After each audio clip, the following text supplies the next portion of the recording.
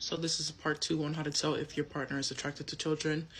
The first video caught a lot of attention, especially for single mothers and single fathers. But this one,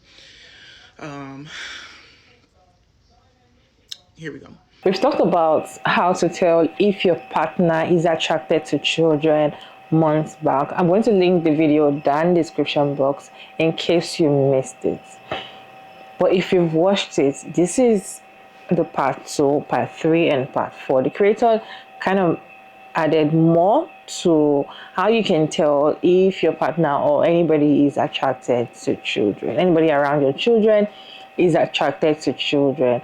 And one of the reasons why she started this was because she shared a story of how she was essayed, raped by uncle, I think dad as well, people around her anyway. And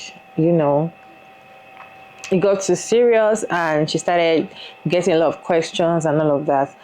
And yeah, the very first one we talked about, one of the most important things, or one of the things that people keep repeating in the comment section, was the sitting on the lap.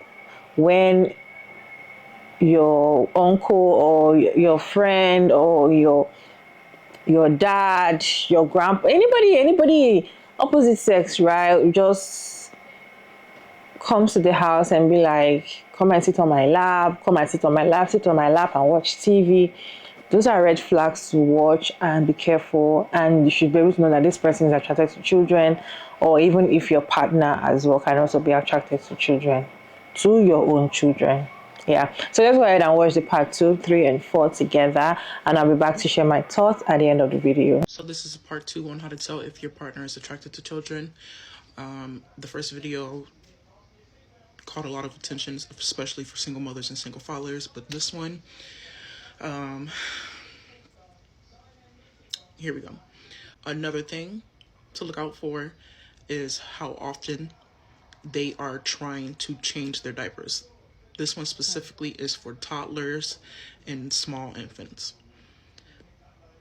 There should be no anxiousness or no reason to be so eager for them to want to change their diapers. Any normal man, any normal mother knows that there is nothing fun or nothing that you should want to change a baby's diapers about. That's probably, like, not going to say the worst part of your day, but nobody in their right mind is waiting to change a baby's diaper.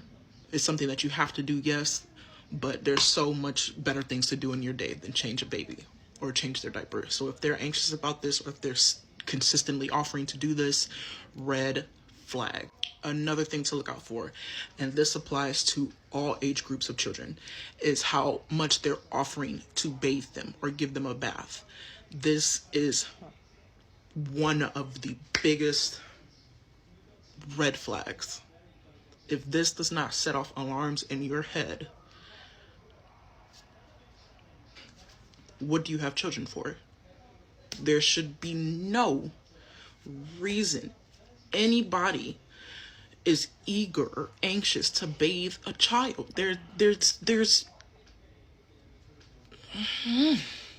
This third reason also applies to all age groups of children as well. It is how often you catch them looking at your children. Now, it's one thing to be in awe of your child. It's one thing to look at a child and just see pure joy and happiness, but it's another thing to admire them. It's a whole other ballgame. It is weird. It definitely shows that they are attracted to children, and it's one of the hardest things to miss. You can definitely tell the difference between someone seeing the innocence in a child, the peace and joy in a child, and seeing someone getting off to looking at a child. There is a big difference. It is a huge fucking difference. It is a big difference, and this one is not hard to miss whatsoever. There are some things that can easily be misconstrued. Okay, like maybe I was tripping. It's better to be safe than sorry. But this one, no ma'am, no ham, no fucking turkey. How to tell if they're attracted to children, part 3. Every time you guys ask, I'm going to deliver, especially about the babies. Another huge indicator would be favoritism. Do they show one child more attention than they do the others? And if they do, why do you think that is? You have to think, is there a certain reason why he's favoring this child more than the other ones? What's the reason for this weird relationship they have, especially if it's all of a sudden? Another thing is if they're overprotective. How overprotective are they being? Are they being super clingy for no reason, out of the blue? This is definitely another huge red flag, especially if it's happening out of nowhere. Huge red flag.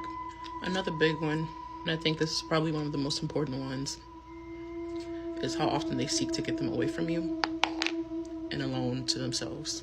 This could go for taking them on a drive, taking them out to eat, taking them to the movies, just doing things and activities that only include them for a certain amount of time. Last but not least, where do they work? Do they work around children? A huge indicator would be working at a daycare, working at a school, just any type of environment that is around children. I hate to say it, but 90% of the people in those workplaces with children are predators. Of course, these aren't the only things. These are just very, very, very big indicators, and this goes for men and women. How to tell if they are attracted to children, part 4. Predators have certain grooming patterns that they go about giving to children or giving to a particular interest. These patterns include gifts, sudden attention, more than sometimes you. Grooming consists of conversations, unsolicited conversations that only involves just them, so definitely keep an eye out for that. Another obvious sign is the type of content they consume. Are they addicted to porn? If so, what kind? What is it that they're watching? A lot of people, and I hate to say this, but those type of predators hide in certain communities. They hide in the LGBTQ communities. They hide in the anime and cartoon communities. They hide in certain forums on the internet. They hide in certain groups. These people will go to great extents to hide behind who they are and what it is that they like. Another indicator would be, what is their environment? Is their environment around children? Does it mainly consist of teenagers? Does it mainly consist of prepubescent children? These are definitely big red flags to look at, because predators have a hard time distancing themselves from what it is that they truly want and desire.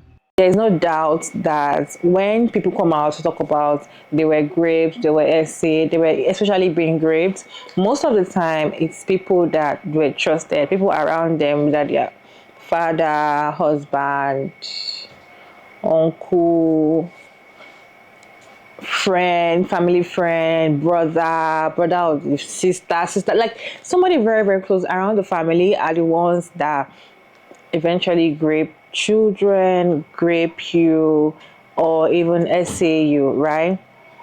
It is always not the it's always not someone that they do not trust. That could be somebody that has been trusted, somebody that you just give them your child because that is what you like, you don't see anything in it. Because I've seen videos of ladies come out to say that they were essayed by their father, like the very person that you should trust is just, and sometimes the father might even allow his friends to, do it with his daughter. These are children that they gave birth. It's not like stepfather or something. No, these are their children. We just have to be very careful. Please go check the very first video if you've not watched it. You will learn a lot from that video, because there were other important things to check, like kind of admiring a child so much. Like some will be like, oh, your child will have a very nice ass when they grow up. Those tiny little things can tell that yes, this person is attracted to children. And you have to be careful and take your children away from them. At this stage, people are even coming out to say they can never take their child for any sleepover. They can never take their child to any place. Even if there's going to be a sleepover, they feel like sleepover should be at their own place where they can watch their child because of the things that must have, everything that is happening. The world is wicked and people don't care if he's a child or not. And the things that they always get away with it. These men that do things like this, they always get away with it. And it's just so crazy and sad. Anyways, what is your take on this video? What else would you like to add again? Aside from, the things that we've talked about in this video, let me know down in the comment section. And thank you so much for tuning in today's video. It's your girl, Maria Davis. And don't forget to like and share and subscribe. And please on the post notification bell to get notified as soon as I upload another interesting video like this one. And of course, I'll see you in my next one. Bye.